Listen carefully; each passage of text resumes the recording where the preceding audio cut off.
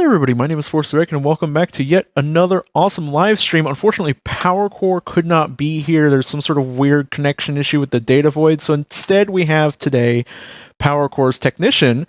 PowerCore, how you doing? Hi, I'm Corvallis, PowerCore's creator. He doesn't know I exist. So don't tell him. I find it really funny. His existential crises make me giggle on the daily. Yeah, so we're not joined by anyone special today other than ourselves, as we are both special boys. We do not have a guest this week, and we might not have a guest for a while because I've just been kind of burnt on reaching out. There are a lot of people I reached out to who were like, yeah, I'd love to come on. And then I've spent the last 2 months trying to organize a time for them to come on, and it's just been networking pain. Agonizing. It's agonizing. So we might just spend the next 3 or 4 episodes just us, which is all right because I have plans for moving beyond SCP, at least the SCP wiki. So the knuckle crack and the plans makes me scared. Not in a bad way. We're not going to get creepier. SCP is the creepy. We're started creepy. We can only go up. Speaking of creepy, hold on. Speaking of creepy, so Ghostwire Tokyo came out this last week, right? Mm-hmm. And I did 3 or 4 nights of streams on it. I'm writing my review for it. And I noticed some people in their reviews and they're speaking about it. They were they called it a horror game. It's not horror because nothing's scary. Ha ha ha. It's no, it's not. It's not spooky, scary. It doesn't have jump scares. Therefore, it's not a horror game. Well, it doesn't have jump scare moments, but they're less jump scare and more jump unsettlings. Mm-hmm. The entire horror of it is meant to be unsettling horror and just creepy weirdness, cosmic disturbing stuff. Yeah, not I'm a spooky ghost and I'm killing you. Which is there, but it's very much an action game with just unsettling layers beneath it. It's just constant unsettlement beneath. It's never truly scary in the classic ones, but it's still a type of horror. If you want to be super honest, that kind of horror is what the essence of horror is. We've gotten a bunch of different variations, but horror, at its core, is meant to make you feel that discomfort or fear, and anything that elicits that or intentionally tries to is technically horror. It's just we get a lot more slasher because it's fast, immediate, pretty easy to identify. Yeah, and it's still in my streams. There was never a time where I'm oh fuck, I'm scared, except for one jump scare that got me because I was singing a song not expecting anything, and they just walked into a room and it's I'm fuck, I almost threw off my headphones. But part of the reason I was singing that song was because I was already just a little bit low level disturbed by the elements that had gone on of visual things that had happened recently. I'm okay, we're fine now. We're out of the woods, and boom, and this is right at the beginning. It's good. Most of the rest of it, though, is just me being, oh, I don't like this. This is, I don't like. These are me the creeps. I don't like this moment. It was never truly scary. It was just unsettling. Disturbing. Yeah, it's just a different type of horror that I think people have forgotten is, at least in mainstream, have forgotten is horror. Mm-hmm. There was I probably can't remember it, but there was, and I think you'll know it when I start describing it. It was, I think, a PS4 game about a Viking girl, and it was just a walking sim where you walk with her. But I think the allegory is that she was mentally ill. You know what I'm talking about. Yes, Senua. This topic goes on for some time. If you'd like to hear more, please go follow the Twitch at twitch.tv/force2reckon, where you can see all of the VODs, including this one, and hear the full unedited version. Go on. I'll wait. Anyways, now that we're 15 minutes into the recording, welcome back, everybody, to the Data Upload Podcast. or the Ushcast, Hi. because we haven't actually done the intro. We just went straight off into the fucking weeds. We had to go hunt the fucking visitors. Do we want to cosmically supplant the intro at the beginning and then roll through, or we'll see what I do. We'll find out. No, fair enough. You're the one who edits this, so I leave it to you. Maybe it gets weird and creepy because I'm feeling weird and creepy today. Mm-hmm. This is the cursed episode. Non-canon. Do whatever you please. We are gonna do some more SCP stuff today. I have a plan. You're going first. So what do you got for me? Mr. I'm never prepared for the podcast. Look, I prepare in my own special way, which is a quick perusal of good old shortest pages today. Honestly, I found some pretty fun ones. And I think recently the 30-day turnovers happened because I am seeing different ones compared to the last time I checked it out. So even just randomly clicking for the ones I had sectioned off before, there are some fun ones. Like, part of me is tempted just to go in blind on SCP-477-J because it's a -J. And those are usually kind of funny. Oh my god. Well, yeah, -Js are joke SCPs. Exactly. That's why I'm kind of tempted just to go in blind on it, as opposed to the. You make me whatever you decide you want to do. Fucking do it. I'm just waiting for the link. That's it. You know what? We're gonna start with the one that gives me Stanley Parable vibes first, and then we're just gonna go in blind with our friendly -J. While you plot to plot. Oh, I have all my stuff ready. All right, so this is. And I'm going to say this out loud. I've learned that saying this stuff out loud actually makes it way easier for me to edit because I catch it. Mm-hmm. So, Force, this is SCP-6208, and it is called. Where is this? Where is Amnesia was her name. How do you see the title? You have to go back to the main page. So in this case, it's 7, Roman numeral 7, and then scroll down to 6208. And this is by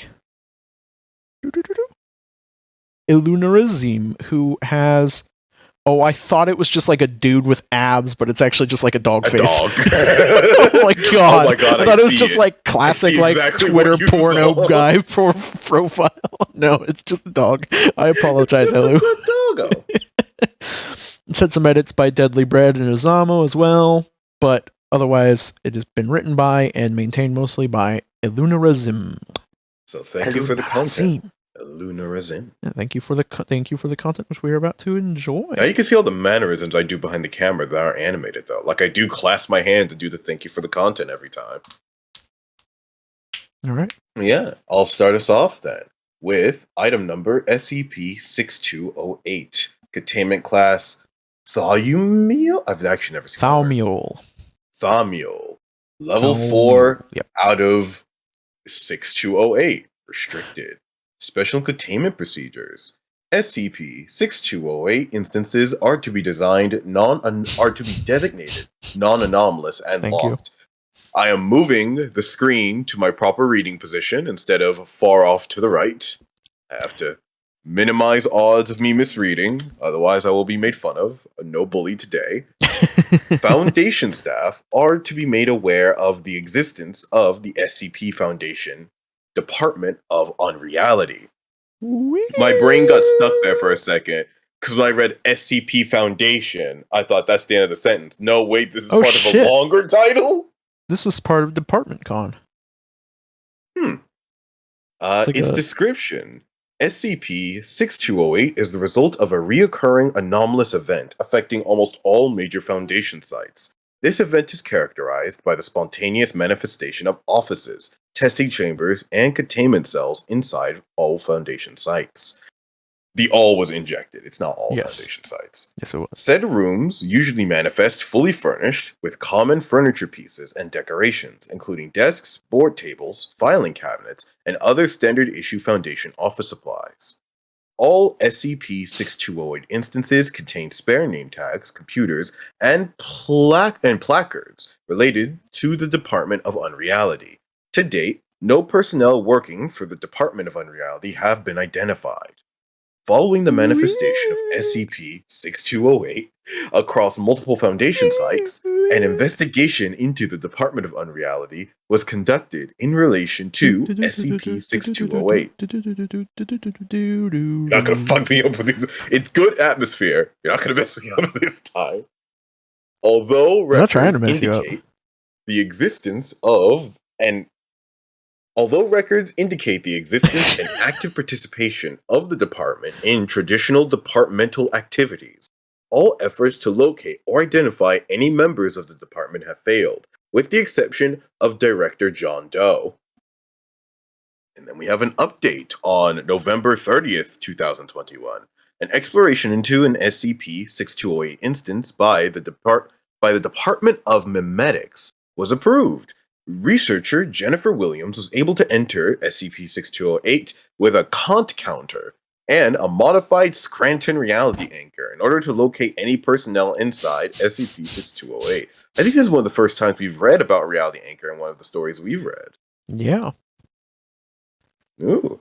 Sorry, I'm just looking at the next update, like 2 days later, or the next 2 days later, researcher Williams has been transferred to the Department of Unreality by special request of Site Director Zero, Director John Doe. Efforts to locate Williams are Site underway. Zero Director John Doe.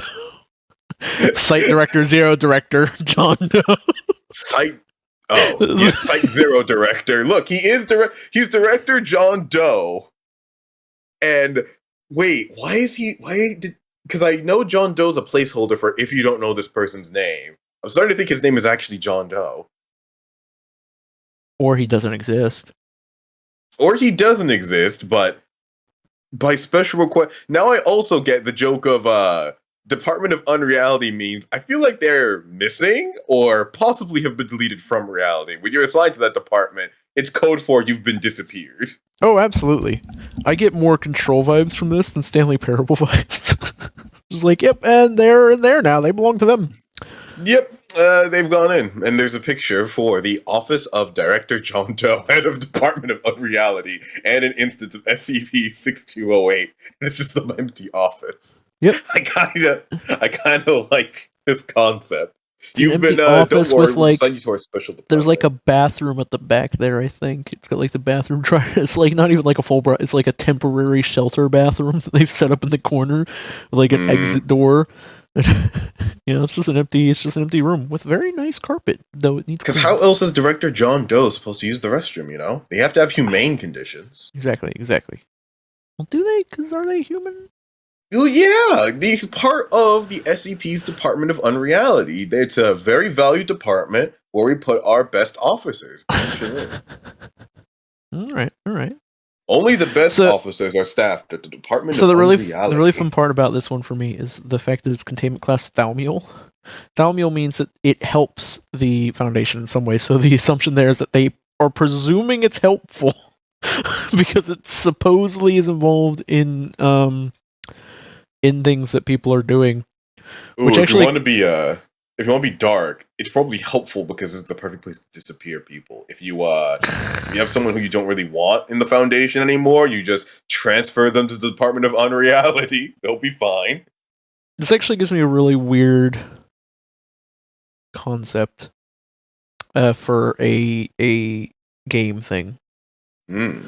So going into concepts now. I don't have my notepad open. I'm not going to open my notepad today because most of what I'm doing is going to just... Normally I write down these, but I think most of what I have for this is basically already stuff that I'm doing. And you guys listening don't actually get to see the notepad, so hopefully you're taking your own notes whenever you hear an idea that you want. In the future, I might not write... In the future, I might not write down an idea unless it's something I really, really want to act upon, because that notepad is getting overwhelming. But so I have this concept here for this where basically a faction. It is a faction of people, creatures. Nobody really knows, but they're kind of like I like the idea of calling them the onigiri or something like that. Because one of the things that I learned, going back to Ghostwire Tokyo, one of the things that I learned is the origin of the word oni. A lot of people presume that an Oni is a big, scary ogre monster.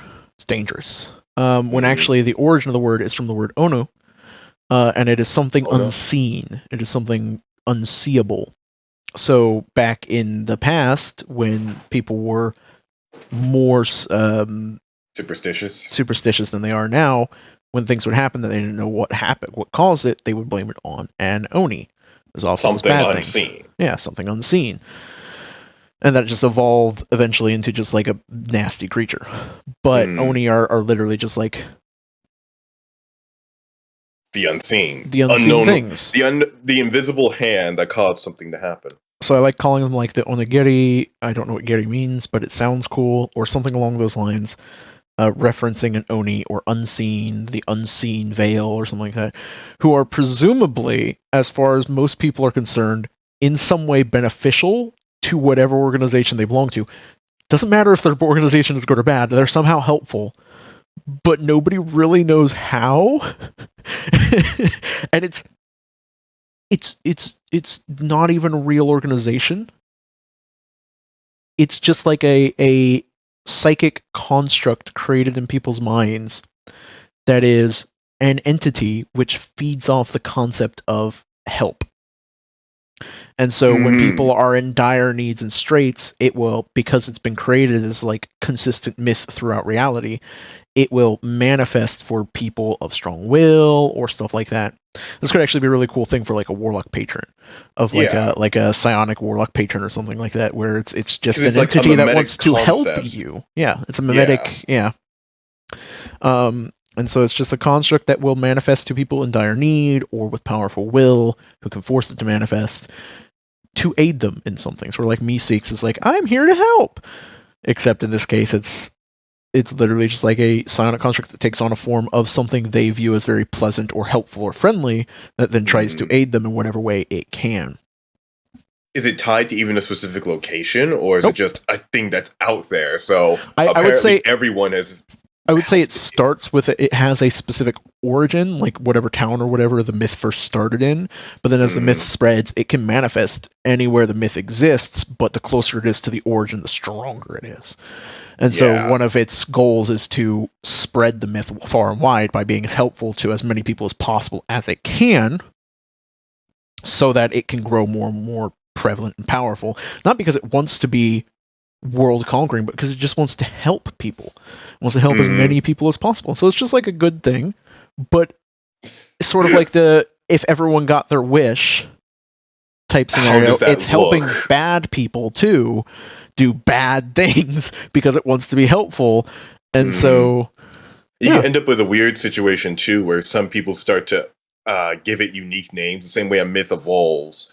The onigiri, if it's always benevolent, let's say just a really bad global power starts using it for aid, people start to think, oh no, that can't be like my onigiri, even though it's the same entity. That must be like the onigiri chagrin or some evil variant of the onigiri. And now onigiri's evil twin. Yeah. Now you have manifested an evil variant of the onigiri because you really wanted to separate those two concepts. Well, now there is an evil god. Thank you very much for making it. It could be. It's an entire race of psychic creatures that are created through the unified belief in them. That are all just out to help, but some people prefer to help good people or bad people or other things based on exactly what you're saying is like these people who see an evil one of these or see this thing helping evil people, or even it could even be not so much that it's multiple entities, but it's multiple perspectives. So based on the perspective of the creature viewing it, it takes on different appearance and form. And so when it's helping bad people do bad things, and the good people are like, well, it can't be our guy, it looks completely fucking different to them than it does to the bad people who are just seeing the helpful creature. And so they assume it's a different creature, even if it's not, so none of the negative energy bounces back onto it to like mess up its myth or its legend. And this is just like perhaps like a psychic mechanical defense it has. Yeah, I love the idea of like a neutral creature getting tainted by a human perspective. We kind of turn them into our gods and demons, even though the creature's just acting in a very consistent manner but humans have now applied our perspective to alter it. I also really like the idea of it being a single entity, which is just doing the same thing for everyone, but because of the way it's perceived, it causes different versions of it to be imagined by humans. Mm-hmm. But they're all actually the same creature, even if there are multiple of them manifested at the same time. Yeah. Because as you like go through, you hear about like Beelzebub, who's obviously evil, but these guys call him like actually a very direct parallel is how Christianity wove in unto other pagan faiths. So like Ishtar, who's the goddess of love. No, it's actually like Arizoth, one of the demonic like princes of hell. That she might look like the goddess of love to you, but she's lying to you. Her true form is that of like sultry and adultery. And you keep learning about these names and trying to figure out, wait a second, they're all talking about the same entity. Yeah. Fucking Christianity, man. But, like, for what it did to other faiths, you end up with Gnosticism, which is so fun, because that's the really early days of Christianity when it had to play nice with other pagan myths, so it had to interweave and justify how, like, the Norse myths canonically weave into Christianity, and how, like, the Chinese myths and all of the others do. Like, the world tree from Norse is, like, one of the ways Yahweh or God manifest themselves. Odin is like a fragment of God, and it takes all of the highest tier deities of the pantheon in order to actually manifest into God. It's funny as fuck, but it's also a really good story. It's like the high echelon, high cerebral like version of the kids on the playground saying, "Well, I have a laser, but I have a force field which blocks your laser, but I have a battery which can turn your force field off. I have the ultimate cloak of infinity, which disables everything that all of you guys do, therefore I win." It's just religion. It's just like, well, we have this God who is the God of wisdom and knowledge. Yeah, well, we have a God who is all of your gods combined, and it actually takes all of your gods working together to create him. You just didn't know it until we came along. I can listen to him directly, so therefore, when I'm speaking, I'm actually higher rank than you. Fucking hell. This is how religion was just a bunch of schoolyard bullies trying to get one up on each other. Well, if you play SMT, Shin Megami Tensei, which taught me Gnosticism, that's kind of almost the plot of each game. Each game has the same premise of Lucifer and God waging battle, and all the other deities are more or less caught in the crossfire, because Order and Chaos do not care what affiliation you have if you are not a part of their affiliation. Okay. But the idea that I had. Oh, yeah, go ahead. Finish your idea before we continue on. Yeah, the fun idea I had from this, when I mentioned the Stanley Parables, the idea of procedurally generating the same level over and over, and canonically, I will now actually just steal this, because as I thought of it, and as I developed as we were talking, I'm like, wait a second, this is perfect for the game that I'm developing. So, hey, here's some sneak peek lore, because I am actually going to take this idea.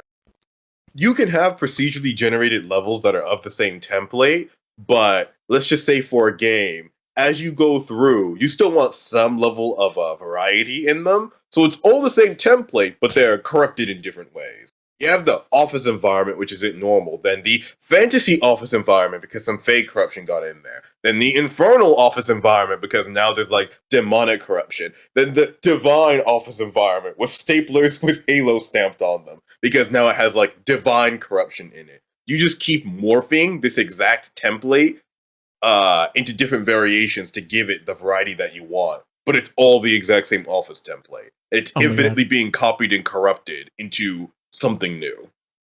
So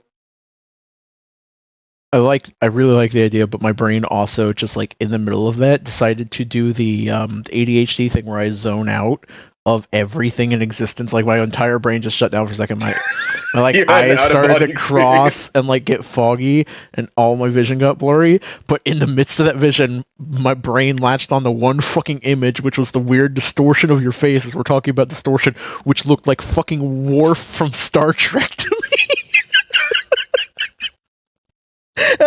I just wanted to point that out. I don't know why, but now I see like a weird phantasmal version of Worf as you, or you as Worf, or whatever, fucking a Klingon. You know, I am kind of bushy like Worf, which is why I laugh, because I'm like, oh my god, I can kind of understand how if my face warped for a second, I can see the through line for how he got there. You have to be careful with the balancing there. We've been watching Stargate. We fucking love Stargate. I fucking love Stargate, and we do love Stargate. Addicted Power the Wii Core. Is correct. I know, but I'd never speak for somebody, even if I know the truth. Unless, no, I'm not going to say that because that is inappropriate for podcast. That's after. Check out Force's Not Safe Work Twitter to understand how that joke ends. Yeah, I haven't actually used that much. I haven't used my YouTube channel much either. Okay. Yeah, I know. Hey, at least I'm creating content, which you can catch over at youtube.com/RafeltT, REH, F as in Frank, ELD as in David, T as in Thomas, T as in Thomas, where you can see me reconnoiter various games, playing those games. Most recently, Ghostwire Tokyo, as we're recording this. And then eventually, usually about a week after the reconnoitering comes out, unless I can get it done really, really quick, there's a reconnaissance report where I review the game in a very short 5 to 10 minute format, where I overlook the sensational aspects, being audio and visual, the system aspects, being the game mechanics and core loops, and the story, which is very much about the characters in the world around it. So there will be one for Ghostwire Tokyo coming out sometime in the next week or so. Anyways, instead of continuing to spiral out of control off of one story, shall we continue with reading SCPs? Except I've deleted a lot of the data upload recordings at this point. So you'd have to go back to the VODs and pull them out and shit like that. That's for a fan to do. If there's a fan listening to this who really, really likes our stuff and wants to go through to the pods and to the VODs over on twitch.tv/Force2Reckon, or I've been thinking about making a new Twitch channel just for this specifically, just so that we have a separation between the two. Really? If that happens, I'll end up editing it into the description of this podcast on YouTube. That could work. I like it just being on your channel. It's a fun community thing for us that I can toss over later until I actually start getting on the content wagon, which are 4 long days. If you want to create little highlight reels of all our random ass fucking discussions, they're only cut out of this, which you're hearing on Spotify or YouTube. They're still in the VODs. I can't cut them out of the VODs on Twitch. Go fucking find them, because we have some really wild, sometimes incredibly inappropriate conversations. But, instead of continuing those conversations, we're going to read an SCP. I have 2 things to read consecutively. We're going to start with this SCP, which I've linked to you, which is Force. This is SCP-1326. It is called The Lexicon. Oh, it's like nicely sized. Yeah, it's very small, very short. So, SCP-1326. Object class, Euclid. Oh, wait. The incident report's fine. I just didn't see it. No. You're fine. It is written by Mr. Cobalt. Oh, yes. Thank you for the content, Mr. Cobalt. Editing by Adam Henderson and Firewoven and Crowcat. It's got actually quite a few contributors, but primarily Mr. Cobalt, and the original creator or uploader is Mr. Cobalt. So, SCP-1326, Object Class Euclid. Special Containment Procedures. SCP-1326 is to be contained in a standard Site-19 containment cell, with a box of used literature, e.g. newspapers or magazines, kept outside its cell. One magazine from this box is to be left within the SCP's containment cell as a precaution, and must be replaced pending feedings. Every 3 weeks, a staff member is to feed the SCP by bringing the book kept inside the containment cell within 30 centimeters of the SCP's front cover, and held in place until activity ceases. Then discard the magazine in question and replace it with another paper from the box outside the SCP's cell. Should the SCP release SCP-2 due to failure to perform aforementioned procedure, SCP-1326's containment cell is to be kept on lockdown until all instances return to SCP-1326, at which point lockdown may be lifted and the magazine absorbed during the event must be replaced ASAP.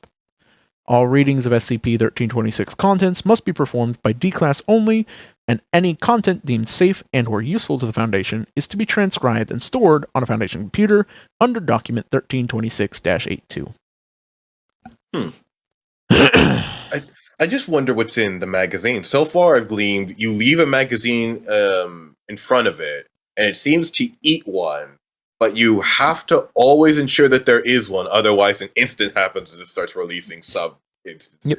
So it's kept basically in a box, and then you have another box of newspapers or magazines, and then every 3 weeks you take one of those and plop it on it, and it eats it, and then you throw it out, because apparently you have leftovers, and then you use a new one every 3 weeks.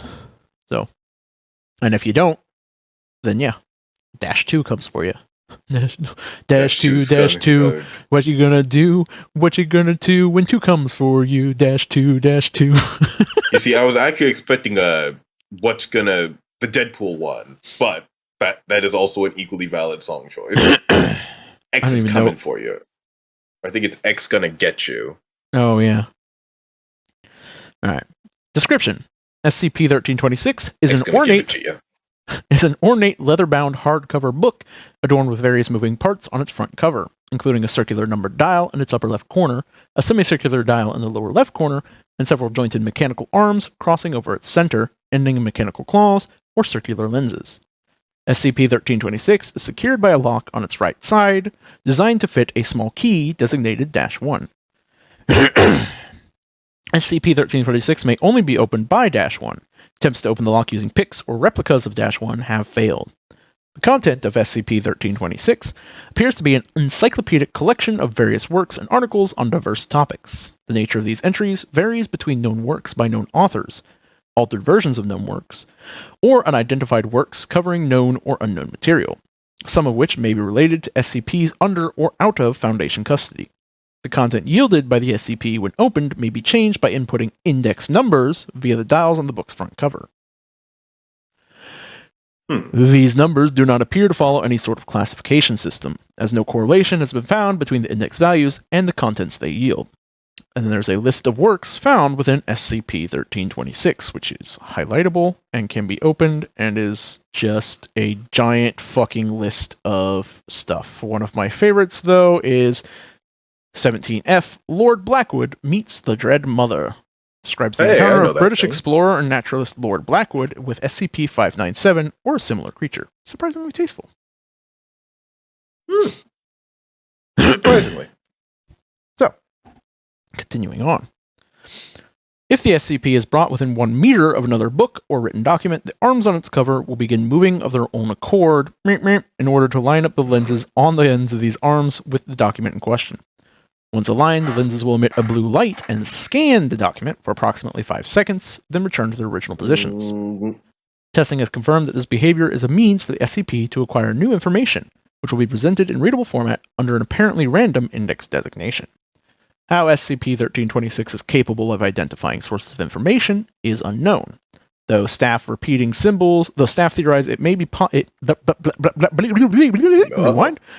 Though staff theorize it may possess a certain degree of sentience. It is also possible that the book simply reacts to repeating symbols or patterns, as it has been observed scanning Foundation staff name tags or groups of ceiling tiles, though such scans have been noted to be shorter than scans performed on complete books or written papers. It is advised to provide SCP-1326 with new material on a monthly basis, as the object will become hostile if not fed regularly. See Incident Report -box for details.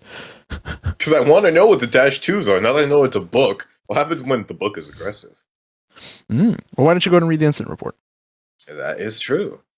Incident report 1326-redacted on redacted/redacted/redacted after 30 days without feeding. Redaction. It's a quadruple redaction. After 30 days without feeding, SCP-1326 opened of its own accord and released a swarm of entities resembling large arachnids, henceforth SCP-1326-2. These beings acted as an organized unit and proceeded to gather all objects relevant to data storage within the containment chamber, including loose documents, computers, and file cabinets, and bring them to SCP-1326, where they were data expunged and absorbed into the book. I'm curious how they data expunged. As the chamber was not locked at the time, SCP-1326-2 proceeded to breach containment and continued this process with the surrounding offices, resulting in the loss of blank Foundation computers, as well as Dr. R. Redacted. I want to use that name now. who had been data expunged into SCP-1326 after attempting to destroy several instances of SCP-1326-2. After several minutes of activity, all instances of 1326-2 returned to the SCP's containment chamber, at which point the latter opened automatically, revealing a dark corridor extending past the thickness of the book. Once all -2 instances had re-entered the book through this passageway, the latter closed and unlocked of its own accord. 10 minutes later, SCP-1326 reopened and expelled all items that had been stolen by -2. All documents had been stripped of writing, and all computer hardware had been reverted to factory condition. The body of Dr. R. Redacted was not recovered following the incident. Poor R. Redacted. And we have a picture, which is disturbing as fuck, of the -2. Just like the top half of a human skull with a weird spider mandible bottom, and then like a spined like razorback fish spined like skeletal structure with 10 spider legs. Yeah, I didn't notice the spines at the back. Yeah, it's kind of creepy. It's the remains of SCP-2 killed during the incident. 13-26 Redacted. Entity rapidly decayed to skeletal form after being killed by Dr. R. Redacted via blunt force trauma. What a Chad. Image captured by researcher Angie Mark. Thank you, Angie. She's an artist who has really cool pictures. All right. Addendum. Security footage of the -2 events reveal the entities make vocalizations resembling human speech while active. Most of these vocalizations are incoherent, but analysis reveals some instances are vocalizing in known languages. Following is a transcript of some vocalizations made by -2, translated into English if not already spoken as such. You have failed to pay tribute. The library does not accept unpaid tolls. Return your books on time. Heard during all -2 events. Don't damage library property. Heard while Dr. R. Redacted was under assault by -2. Kill me, kill me, kill me.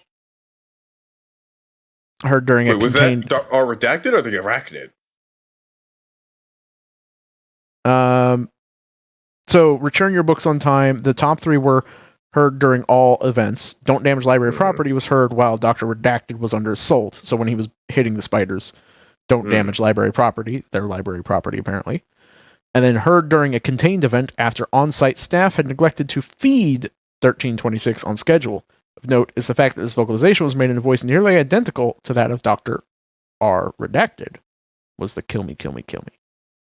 So it was made in an identical voice, but it was still the Arachnids, basically repeating what he was probably saying. Yeah, so there you go. Oh, that's horrific. Cool book with weird fucking spider things that eats all knowledge. Or I kind of like it. Knowledge. It's just the world's like most efficient scanner. It really needs knowledge. I have an idea from that. Go. This thing is Wikipedia made manifest. They're all the little editors. It will continue to absorb knowledge if you dare fucking edit it. It will send the spider army after you to reconstitute you into fixing the edits that you had made. To specify this even more, an actual like tome of knowledge or repository that does actively consume information to add to it, and that it has to somehow verify or fact check the information that it absorbs into itself. If it could somehow discern, and let's just say for the sake of argument it can, that you fed it a lie, it will send the arachnids to you to reconstitute you to understand what about it was a lie. It knows when information is off, and its interpretation of off can be subject of experimentation and further research.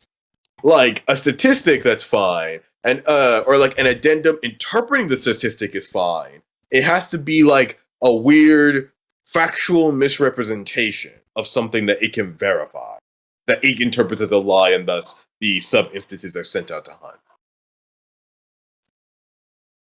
All right. I think the obvious one for me is just like a really fancy fucking spell book that can directly absorb spell scrolls and stuff into it. Mm-hmm. So you don't have to like waste all the time and stuff absorbing them. But like, you don't get to choose. Do wizards prepare spells? I don't think wizards prepare spells. They can just access whatever spells are in their spell book. Do wizards does it operate like known spells with wizards and spell books? Yeah, I think because like every. Actually, no. I think wizards are the only one who do have to prepare spells. They just can choose. No. They're not the only one. They're the only one that has a limited spell. A limited selection. spell. No, they have known spells and prepared. Because usually, if you have known, they're always prepared. But they have known and prepared. Well, because clerics and druids both have known spells, but their known spells is their entire spell list. Yeah, that's what I mean by if you have the whole spell list, I technically say you don't have known spells because you have the whole list, but you prepare stuff out of that list versus like warlocks who always have their spells prepared, but you have to select them out of your list as the ones you know. Yep. So I like the idea of this book, the spell book, that you can absorb anything into it like instantly. It takes, well, I'd say it takes like a minute ritual, but it doesn't cost any money or anything like that as long as it has spell information. And it can be any information as well. So this could be a tome of like information or knowledge. But when you try to prepare a spell, you have to roll an Arcana check to see if you can like determine if you can prepare the spell based on the spell's level or something like that. And if you fail it, if you fail it, then you can't prepare that spell for the day. So you have to choose a different one to try and prepare. And so you're basically your character is sitting there like, okay, which ones do I want to try prepare? And so you'd have like a limit of like, say like your proficiency bonus is a number of spells that you can prepare safely. You don't have to like, but you have access to like the lists of kind of all spells. Yeah, or however many the book has eaten. And it's not class restricted, I imagine. Yeah. But like, yeah, this thing can otherwise allow you to prepare basically any spell from any spell list, so long as you can absorb the scroll. Just, you have to roll to make sure you can actually prepare it, because you're trying to like fiddle with the thing to find the right spell. It's like, fuck, I've lost that spell for the day. Roll a 1, it will send an administrator because it thinks you're trying to tamper with it. So you have to fight the small spider creature. It's not even a real fight, but it's annoying. A fun interpretation too is, how most games have codexes, which is just like a log of all the random information you come across while playing. A more interactive variant of this could be that the codex is actually like a proper quest that is sent to you. It expects you to find that information and log it, because if you don't, or if you log your information incorrectly, which let's say it's like a skill or your character didn't find the correct information, it does say that the administratum wants their information. If you report incorrectly, inquisitors have been dispatched to your location. And it is a whole side mechanic of logging your codex correct. That seems like a more fun, interactive session with it. It's like a video gamey format. There's a thing for video game, because one of the things I like to do is interact game mechanic with game design, right? No ludonarrative dissonance that way. Yeah. And so in this case, you can have all of your like collections of information, your knowledge of bestiaries and stuff could be inside this book, right? Like you fight a creature and it records the incidents of your battle, so anything new you learn, it like records a bestiary entry. It's like, use a fire spell and fire was effective, so it makes a note that fire is more effective.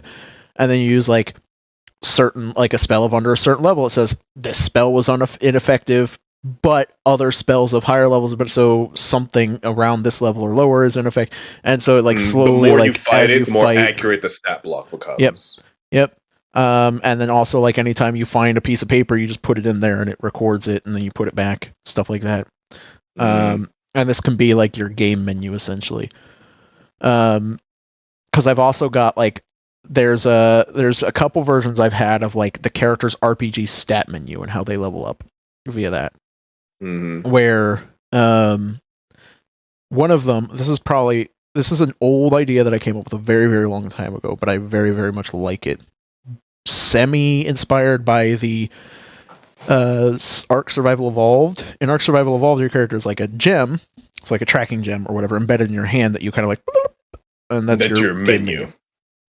In this case, a survival kind of game or like a survival / RPG / fantasy RPG type game where you are a normal civilian, normal villager at the start. Your tutorial is you going through like Timmy's been trapped in the well or something like that, a folk hero backstory. If you look in D&D, there's a folk hero backstory where your character did something in town that made them a hero amongst their people, but they're not necessarily like all that impressive, actually. Yeah, it's just like a local legend type thing. So this is your local legend. Like you go to try and help with this, even though maybe you shouldn't, and in the process get severely wounded. Your arm is basically like either cut off entirely or heavily like rended damaged and ruptured, and you go and find a crystalline relic, a ruined structure of some kind as you're trying to like help, and you're suffering from this wound. And in that you find a seed of crystal or something like that, which infests or gets attached to your arm, replacing it or repairing it. And this is kind of like your character's main magic, quote unquote. They learn things by it can absorb material. So they can absorb material and it just stores that material as content. And so you can go around and content machine. You can dig by like absorbing the wall, and your character's like slowly absorbs it, and you can improve that crystal by finding other crystals that help enhance its capabilities in different ways. But they can also kind of like create like a little crystal sheet type thing, which they can kind of like visualize what's inside their thing, which then gives your player character that more interactable interface where you can see the layout of all the materials you've required, or just more recipes for stuff you can craft. Yeah, stuff like that. And so when you absorb like a pickaxe, you absorb an object, you can then see like, oh, here's the materials that are compatible with this type of tip or with these different parts, and so you can recreate that object using materials that you've acquired. So you can absorb like metal from a metal thing and convert it into another thing. And so you get into a thing where you your combat in that hopefully ends up very Kingsglaive-y. If you remember the Kingsglaive from Final Fantasy with the car, I've discovered a new recipe where he's got like the different weapons that he like rapidly switches between that are manifested constructs.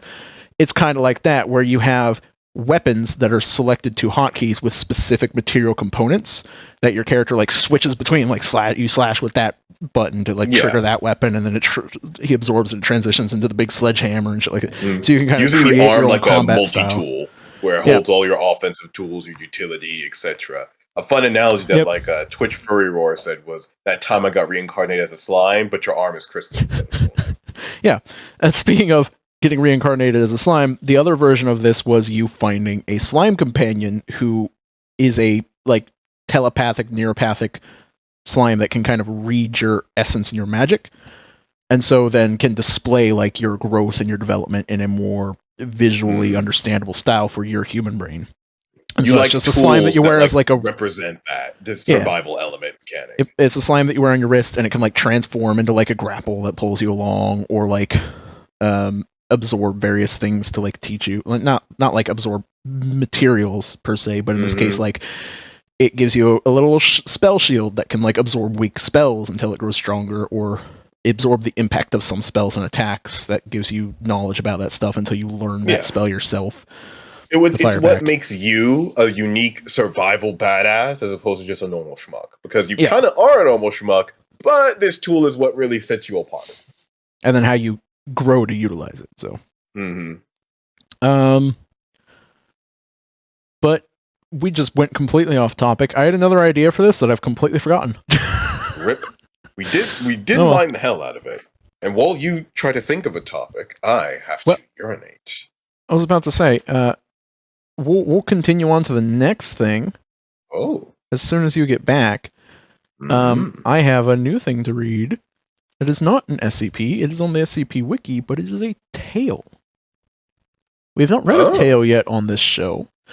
Tales are another part of the SCP Wiki, which are short stories written more with prose or other forms of like storytelling that are more directly story stuff. It's not an SCP article where there's a singular entity or group of entities that are connected. Actually, I think we have read one tale before, because wasn't the story about the girl going to try to file away an SCP and the guy coming with her, meeting the SUNY librarian, the librarian realizes the guy that came with her was the SCP trying to escape and executing him a tale? Or was that an SCP? Because I remember that story, and it read like a story. I don't even remember that story. Oh. Because I do remember, because it was fun, because it read like a story, but the story was the hint that she was just supposed to, like, categorize it. She, like, asked a question out of her station, and the librarian, like, scolded her, saying, you don't ask questions for things you aren't authorized for. But then the guy said, "Oh, like, don't mind her. She's new here." And the librarian nearly lets them go till he like asks something that the guy obviously shouldn't know. He responds offhandedly and said, "Oh, nice try again. Like SCP number such and such." He said, "Oh, damn. You know I got to try." Blows his hair off and then gives the girl like his paperwork and says, "Here, file that away. Just try to escape." Parkour, are you writing an SCP that you've not told me about? Because I don't know this at yes! all. Like, We've even in read the this whole of one. SCP, like, universe, I don't know this. What I could swear I don't know what episode it was on. I think it was of course an episode where we had a guest, but I remember that story. If you guys know where this story came from and what episode that's at, put it in the comments down below because I don't fucking know what he's talking about. I will try to find. I guess it would be tagged as a tale. I guess maybe it was the thrice one. Yeah, because we have like a couple that I've clicked into that have names. I'll hunt for it later, but yeah, that'll just be something to look for later. So as far as I'm aware, this is our first tale on the podcast, and this is the tale of the library. Should I kick it off? I'll start. It's my. I picked it out, so I'll start it and I'll transfer it to you when I feel ready to. It began with a word. Oh wait, hold on. And that word was Rumetsen. That is a word indeed. This is written by Rumetsen. Oh, thank you, Rumetsen, for the content. Yes. It began with a realize word. that was his name. Eventually, it would swell to become something greater. It would envelop reality and become the heart of all universes. It would join world to world and unite people in its halls. But it began with a word and a man. The word was carved into a rock. The man stood above it and, in the bottom of his mind, felt something stir. He did not know that he had just changed the course of all worlds, but he could feel something was different. The world had become a bit more orderly. He began to carve more words. The rocks surrounding him became a dictionary. Soon, the man was surrounded by language. The words stretched for miles in all directions, and he was still not satisfied. He began to look for more things to carve. He wrote words into the sand at his feet. He inscribed them on trees and in fields. All thought him mad. To them, he was a crazed man drawing symbols with no meaning everywhere he went. And he was. But he was also something more. Others began to carve. They followed his patterns, observed his technique, and began to create an alphabet for themselves. Soon there was not a spot in the world untouched by the wordsmiths. One had the idea to join two words together, and a phrase was formed. Sentences followed, paragraphs next, and pages, and stories. But all works were temporary. Rocks were eroded by wind and rain, sand polished flat by ocean tides, and wood was burned to ash. The followers despaired to see their work destroyed, but the man kept writing, so they kept writing. Stories lengthened until they became beasts eating away at entire mountainsides. Still, the man was not satisfied. While his disciples created epics and poems, he continued to carve one word at a time. He traveled, never stopping except to lean down and scratch the earth. His followers, if they could be called that anymore, saw this as folly. They had all the words they needed to create beautiful prose. They could bring a man to his knees with a sentence. What need had they for new words? By now they had wrought the earth bare. There were no more forests or mountains or beaches.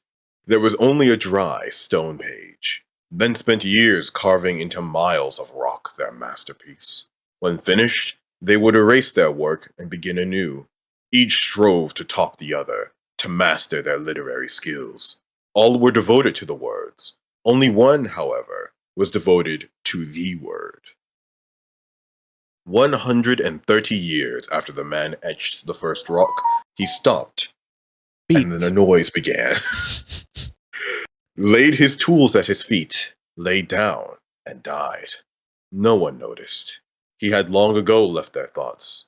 Those who remembered him did so as a tittering fool stuck in the past.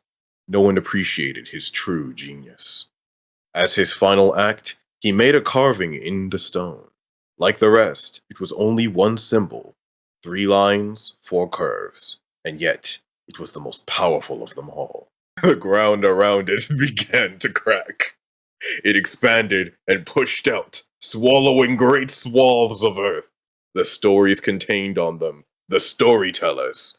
Rock gave way to void. The skies burned black and descended to feast. Millions died by fire, and fear, and hate, and their prose died with them.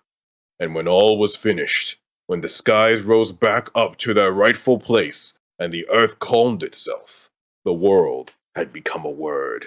The greatest word, one that would ring out through all creation. It had come, the library.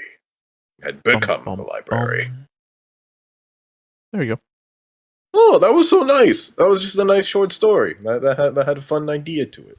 It feels very Dark Souls the way it's been introduced. I feel like this could easily be the premise for another Souls game. It all started with word. The right narration. And I assume the last word is what was probably something equivalent to the apocalypse, or it was the library and turned the whole world into library. Yeah, just imbued with all the power of all words everywhere. Created a library. That is a very that's a fun way to tie together all of your mimetic words, is create something that would naturally have all of them. So all of the words activated at once. So I do have another longer thing to read if we want to read that. That's another tale. But the biggest reason I wanted to read those two is because they're 2 earlier representations of what's known as the Wanderer's Library in SCP lore. Wanderer's Library is an interdimensional plane of existence, which is an endless library containing all knowledge that has been, is, and will be written. You can find anything you want there. And it's got its own rules. And and that's where you get the spiders do not damage library property. Stuff like that. And that book is from the library, as it seems. The book is part of or from the library, or is an access point to the library. There are many of them. Considering it created a corridor. And these ways connect to basically all realities. So people from different dimensions and realities can meet in the Wanderer's Library and share knowledge and share experiences. And there's a group called the Serpent's Hand who uses the library as their kind of base of operations. Very ramshackle organization who are out to basically, from what I can remember, share the truth of the anomalous with all realities. They want everyone to know what the anomalous is, to know it exists, and to understand it and not hide it away like the SCP Foundation do. So they're kind of like sort of an antagonist group, but they do work They're information anarchists. Yeah, exactly. Share everything.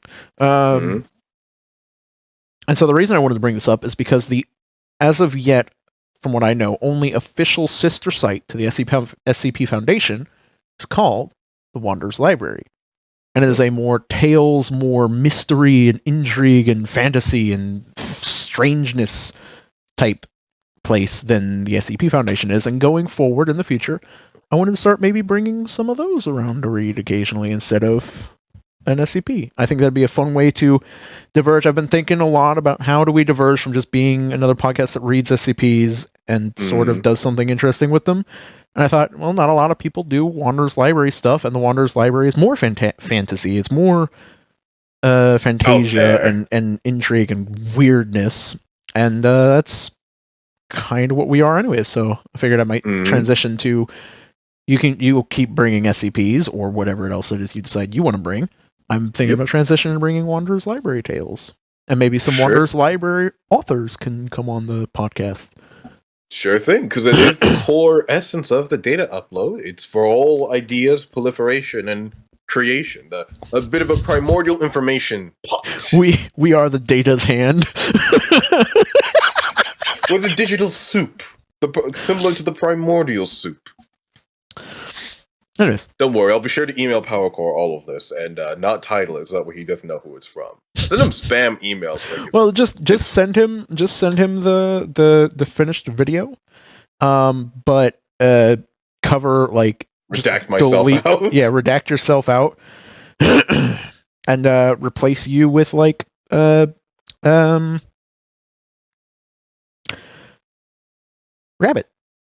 Jackie. I could just be Jackrabbit. Then little wonder, did Jackie have a sore throat that day? Shut it off. Oh yeah, but for the tale, I just love the idea of like literal words and carved and manifesting what they are, turning into some form of power. Like the Greybeards from Skyrim, specifically the dragon language, does carry that power with it. And like that's like rune magic, right? That's what the runes kind of are, from what I gathered from Elden Ring.